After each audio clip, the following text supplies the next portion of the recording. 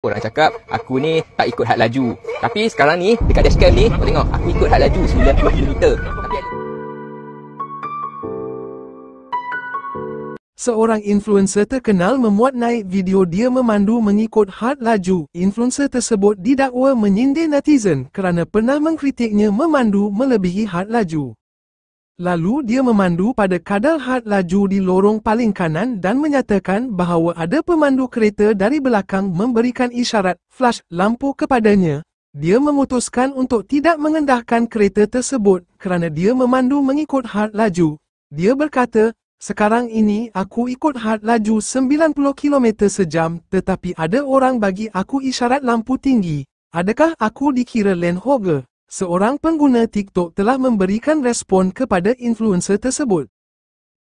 aku nak korang tengok dashcam ni. Kereta Honda kat belakang ni duk high beam aku sebab aku bawa slow. Hari tu aku duduk lane kanan, aku bawa laju. Orang cakap aku ni tak ikut had laju. Tapi sekarang ni dekat dashcam ni, kau tengok aku ikut had laju 90km. Tapi ada orang high beam aku. So adakah aku lane hogger?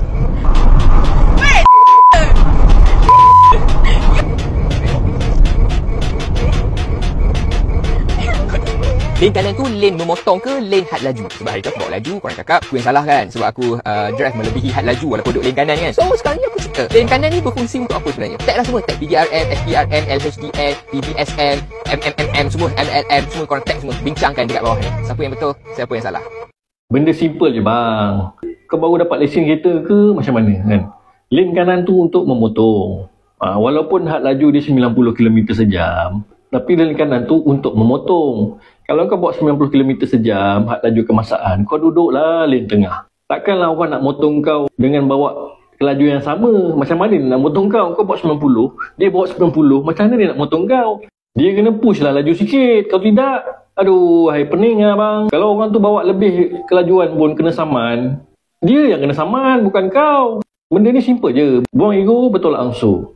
Kadang-kadang kita tak tahu pun, mungkin dia ada hal, ada emergency ke, dia nak cepat. Aku ingat lagi masa aku belajar dulu, sekolah memandu, kita kena bawa defensive driving. Bukan offensive. Kita kena jaga diri kita dulu. Orang lain tu bukan kawalan kita. Itu di luar kawalan kita.